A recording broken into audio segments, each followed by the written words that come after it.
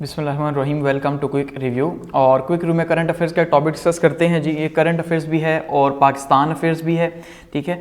कि agriculture development and FDI के जो एग्रीकल्चर डेवलपमेंट है, ज़राअत के थ्रू हम कैसे जो है या इस सेक्टर के अंदर हम फॉरेन डायरेक्ट इन्वेस्टमेंट कैसे ला सकते हैं, जिसकी पाकिस्तान को इस टाइम पे शदीद ज़रूरत है। हमने लास्ट टाइम डिस्कस किया था कि जो केयर टेकर गवर्नमेंट है वो क्या कर रही है जी, वो 11 बिलियन डॉलर्स देख रही है कि भाई कहीं से हमारे पास आ जाएं और हमारे हालात बेहतर हो सके। इसी तरह हमने जो इकोनॉमिक प्लान देखा था, इकोनॉमिक रिवाइवल प्लान, जिसमें कहा गया था कि भाई हमने 100 बिलियन डॉलर्स की इन्वेस्टमेंट लेके आनी है। कब तक? अगले 10 से 15 साल के अंदर हमने लेके आनी है। लेकिन ये एग्रीकल्चर का वो वाहिद सेक्टर है जिसमें हम सिर्फ एक सेक्टर के अंदर जो है एग्रीकल्चर डेवलपमेंट के अंदर 100 बिलियन डॉलर्स ला सकते हैं। ये हमारे जो ट्रेडर्स हैं, जो फार्मर्स हैं खास करके, वो ये बात कह रहे हैं कि भाई हम इसके अंदर ला सकते हैं। और लास्ट टाइम भी अगस्त में भी इसके ऊपर बातचीत हुई थी कि किस तरह से हम जो है वो इसका जो पोटेंशियल है एग्रीकल्चर का वो अनलॉक कर सकते हैं और उसके थ्रू हम ला सकते हैं। तो आपको पता है कि SIFC जो बना हुआ है, ठीक है जी, स्पेशल फैसिलिटेशन जो काउंसिल बनाई गई है गल्फ कंट्रीज के लिए कि वो आके इन्वेस्ट करेंगी, ठीक है। सऊदी अरेबिया खास करके और चाइना जो है वो क्या करेंगे जी, वो इन्वेस्ट करेंगे एग्रीकल्चर सेक्टर के अंदर पाकिस्तान के अंदर। तो उसको लेके कैसे इन्वेस्टमेंट्स यहां पे आएंगी और सिर्फ एक एग्रीकल्चर के सेक्टर को हम लेके अगर आगे चलें तो हम कैसे 100 बिलियन डॉलर्स की इन्वेस्टमेंट यहां पे ला सकते हैं और पाकिस्तान जो है उसकी तकदीर बदल सकती है।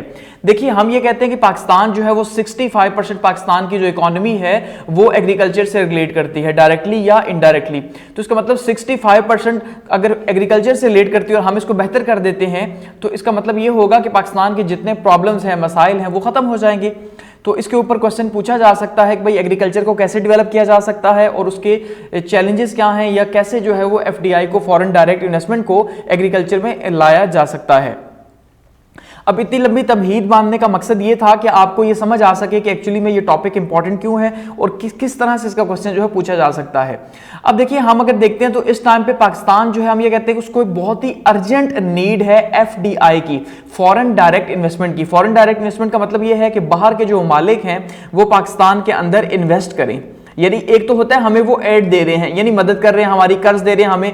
तो कर्ज जब दे रहे हैं तो वो लोन है, वो डेट है, वो हमारे ऊपर ऑलरेडी इतना ज्यादा चढ़ चुका है कि आपको पता है कि हम जो है वो, हमारा बच्चा जो पैदा अभी हुआ भी नहीं है वो भी मकरूज है।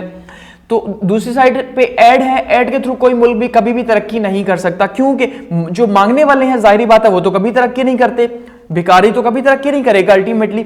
लेकिन अगर FDI के थ्रू अगर हम यहां पे आगे बढ़ना चाहते हैं तो हम बढ़ सकते हैं, क्योंकि जब इन्वेस्टमेंट आएगी हमारे मुल्क के अंदर तो इन्वेस्टमेंट ही वो वाहिद रास्ता है जो सस्टेनेबल वे है ना। फॉरेन एड जो है ये सस्टेनेबल वे है, यानी इसके थ्रू भी हम आगे नहीं बढ़ सकते। सस्टेनेबिलिटी के थ्रू अगर हम कहें पायदार तरक्की ये तो नहीं है, ना ही कर्ज ले लेके हम कर्ज मजीद चढ़ाते जाएं कर्ज पे करने के लिए भी, तो ये वाहिद रास्ता है। और वो सबसे ज्यादा कहां हो सकता है इस टाइम पे? वो कहां हो सकता है जी?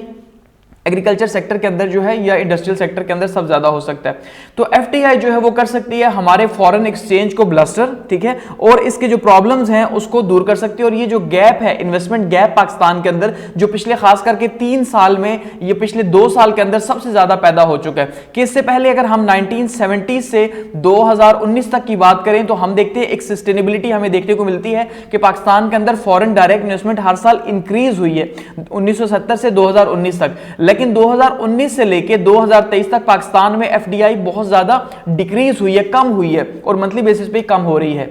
तो जो इन्वेस्टमेंट गैप है उसको हम दूर कर सकते हैं FDI के थ्रू, यानी फॉरेन डायरेक्ट इन्वेस्टमेंट के थ्रू। और वो कहां हो सकती है? पहला सेक्टर है हमारा सबसे बड़ा एग्रीकल्चर सेक्टर और दूसरा है इंडस्ट्रियल सेक्टर। इसी से रिलेटेड हो सकता है या डिफरेंट भी हो सकता है इससे। तो ये 2 सेक्टर्स ऐसे हैं जिसमें पाकिस्तान का पोटेंशियल है। ये वही 2 सेक्टर्स हैं जो 1960s के अंदर अयूब खान साहब का जब एरा था तो हम ये सुनते हैं कि भाई पाकिस्तान बहुत ग्रो कर रहा था। तो ये वो 2 सेक्टर हैं जिनमें काम किया गया। एक तो ग्रीन रेवोल्यूशन के ऊपर बहुत ज्यादा काम किया गया, जैसे अभी देखिए इंडिया के अंदर बहुत ज्यादा काम हो रहा है इसके ऊपर। इसी तरह से इंडस्ट्रियल जो डेवलपमेंट है उसके ऊपर जो है शॉर्ट टर्म, लॉन्ग टर्म और मीडियम टर्म के प्लान बनाए गए थे उस टाइम पे। और इसी वजह से हमारा जो सेकंड 5 ईयर प्लान था 1960 से लेके 1965 का, ये सबसे कामयाब रहा, या आप कहें ये वाहिद कामयाब रहा जिसने अपने टारगेट्स को जितना अचीव करना था उससे ज्यादा अचीव किया इसने।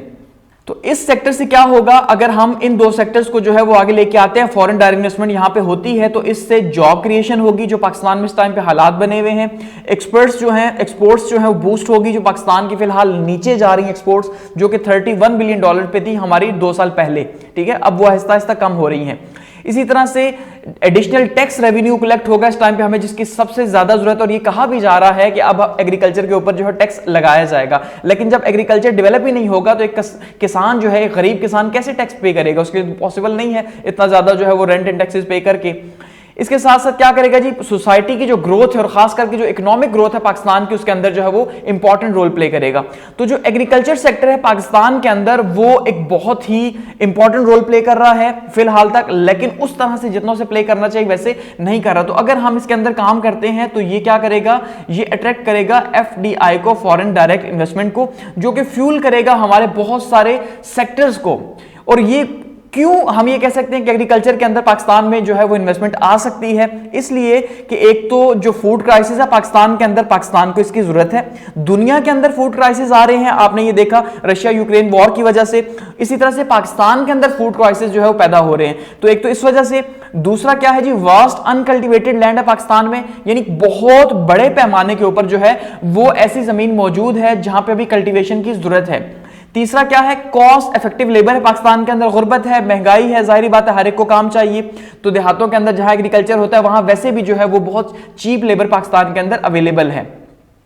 इसी तरह से नंबर 4 पे है जी फेवरेबल एग्रो क्लाइमेट है पाकिस्तान के अंदर। यानी पाकिस्तान का जो लॉन्गिट्यूड या लेटीट्यूड है वो ऐसा ज्योग्राफी है पाकिस्तान का कि ये से सूट करता है कि यहाँ पे हम डिफरेंट जो है क्रॉप्स उगा सकते हैं। देखिए हमारे यहाँ गन्ना पैदा होता है, कपास पैदा होती है, ठीक है। इसी तरह से अगर हम गंदम चावल की बात करें तो पैदा होता है, लेकिन बावजूद इसके कि हम बहुत सी चीजें बाहर से मंगवा रहे होते हैं, क्योंकि यहाँ पे उस तरह से हमने सेक्टर को आगे लेके नहीं गए। तो ये सारी चीजें इंकरेज कर सकती हैं एफडीआई को, यानी कोई भी बाहर की कंपनी है वो यहां पे यही चीजें देख के इन्वेस्ट करेगी कि यहां पे खपत भी मौजूद है और यहां से हम एक्सपोर्ट भी कर सकते हैं सेक्टर के अंदर।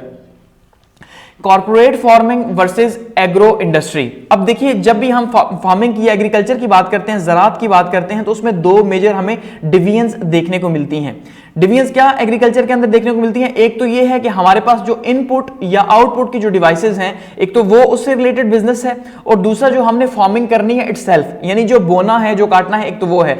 तो कॉर्पोरेट फार्मिंग क्या है, जो सिर्फ फार्मिंग से रिलेटेड है, कि उन्होंने जो कंपनीज है, कॉर्पोरेट का मतलब है बिजनेस के पॉइंट ऑफ व्यू से, ठीक है। तो जो बड़ी बड़ी मल्टीनेशनल कंपनीज हैं, वो कंपनियां क्या करेंगी, यहां पे आके जमीन एक्वायर करेंगी, यहां पे फार्म्स अपने बनाएंगी और यहां पे फार्मिंग करेंगी, चाहे गंदम, कपास, गन्ना, चावल, हर वो चीज यहां पे कर सकते हैं जो पाकिस्तान के क्लाइमेट को सूट करता है, ठीक है। तो ये कॉर्पोरेट फार्मिंग होगी। इसके साथ साथ हमें जो एग्रो इंडस्ट्री है, एग्रो इंडस्ट्री का मतलब ये है कि यहां पे जो इंडस्ट्री में जो चीजें जरूरत है, ठीक है, जो ट्रैक्टर है, जैसे ट्रैक्टर वगैरह हो गए, हल चलाने की बाकी चीजें होगी, इसी तरह से जो मॉडर्न इक्विपमेंट्स हैं, फिर उसके साथ साथ उसकी जो एक्सपोर्ट है, उसके ऊपर जो इंडस्ट्री वगैरह बनाई जाती है, वो सारे का सारा। तो एग्रो इंडस्ट्री का मतलब ये है कि जो इंडस्ट्री की रिक्वायरमेंट्स हैं, ठीक है, उन रिक्वायरमेंट्स के ऊपर जो बिजनेस यहां पे बिल्ड हो सकते हैं वो उसको सेपरेट किया जाए। और दूसरा जो कॉर्पोरेट फार्मिंग है कि जो प्योरली जो हम यहां पे बोएं या काटें, हम हमारे जो किसान काटें, तो वो कॉर्पोरेट के तरीके से हो, यानी बिजनेस के वे में हो, तो उससे हमें फायदा हासिल हो सकता है।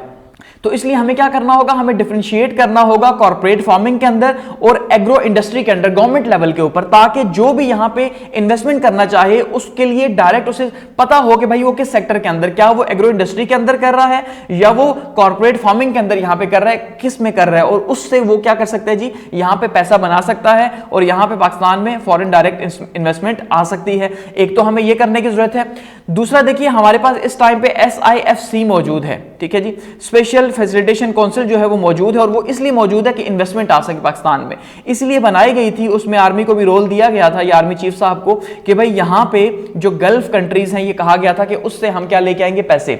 यानी एक साइड पे पैरेलल अब दो प्लान्स पाकिस्तान में चल रहे हैं फिलहाल, आपने देखा, एक है CPEC का कि चाइना से इन्वेस्टमेंट्स आ रही हैं और ये डायरेक्टली सिर्फ और सिर्फ चाइना को जो है वो टारगेट कर रही हैं और CPEC के थ्रू प्रोजेक्ट्स आ रहे हैं।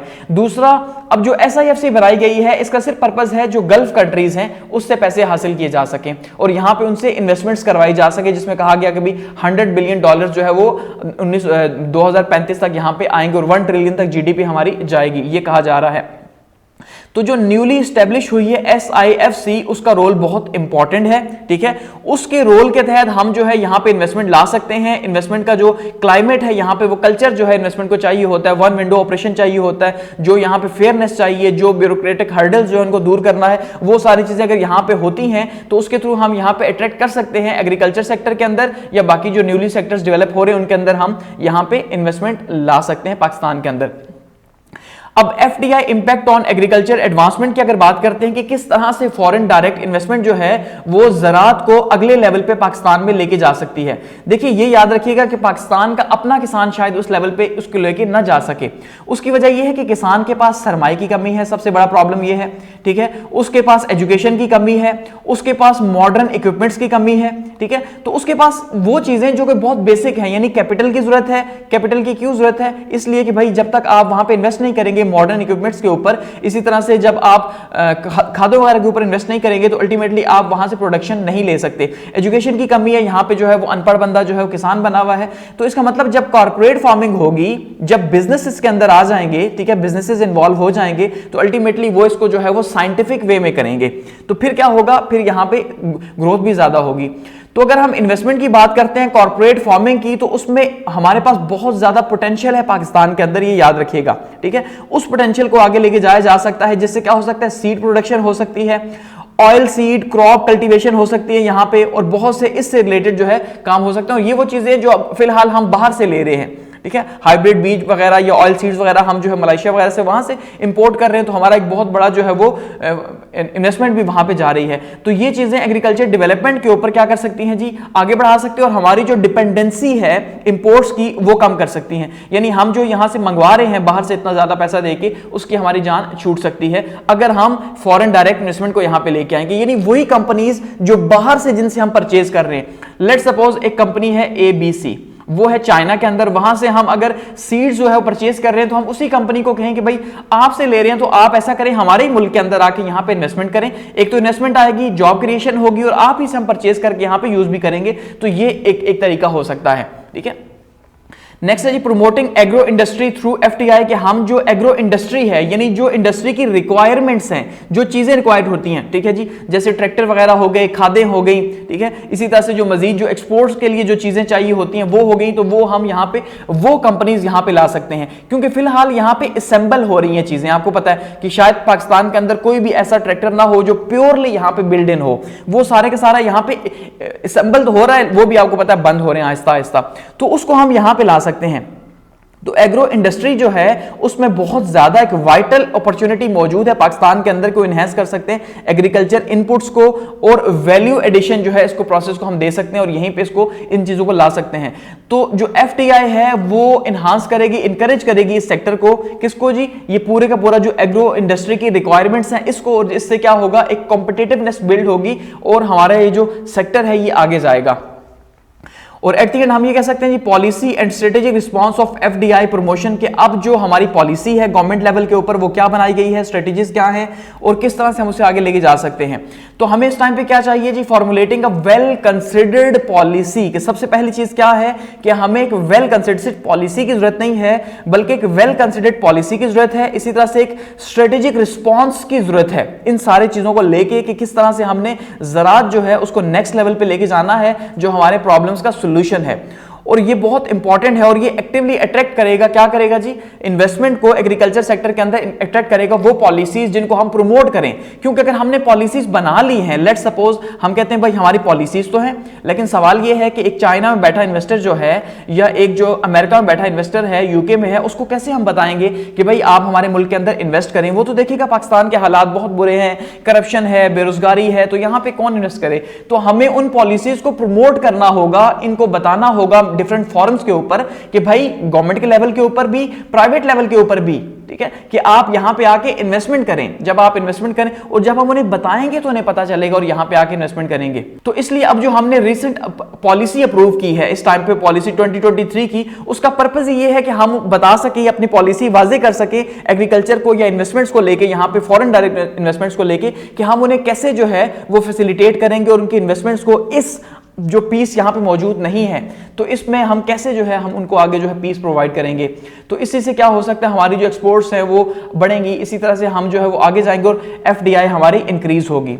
तो एट द एंड अगर हम ये कहें कि भाई ये जो ज़राअत है ये बहुत ही इंपॉर्टेंट है, और एफडीआई को अट्रैक्ट करने के लिए खास करके हम ये कह सकते हैं कि आप ये कह सकते हैं कि एफडीआई का जो ताल्लुक है ज़राअत से वो बिल्कुल वैसे ही है जैसे बीज का जो है वो फूल से हो सकता है, कि भाई शहद की मक्खियां जो है जहां पे फूल देखेंगी तो वहां पे अल्टीमेटली आएंगी आएंगी। तो ये एग्रीकल्चर हमारे फूल हैं, हमने इन्हें उजागर करना है, दिखाना है दुनिया को, ताकि जो है यहाँ पे बीज आ सके, इन्वेस्टमेंट आ सके और पाकिस्तान आगे बढ़ सके। ये वो प्लान है, अब यकीन मानिए ये वो प्लान है जो एक्चुअली में रियलिस्ट है, ठीक है। आप ये कह सकते हैं कि ये वर्क कर सकता है, यहां पे ये पॉसिबल है। इसके अलावा अगर हम ये कहते हैं कि 2035 तक हमने जो है वो अपनी इन्वेस्टमेंट्स को $100 बिलियन पे लेके जाना है, तो ये उसके अंदर रियलिटी हमें देखने को नहीं मिल रही। वो तो इल्यूजन्स हैं, लेकिन रियलिटी हमारे पास जो चीज मौजूद है उसी के ऊपर हम अगर वैल्यू क्रिएट करते हैं तो जाहिर बात है वही जो है वो एक रियलिटी होगी। तो अब देखना ये है कि हम इसे कैसे आगे लेके जा सकते हैं, ठीक है। Thanks for watching.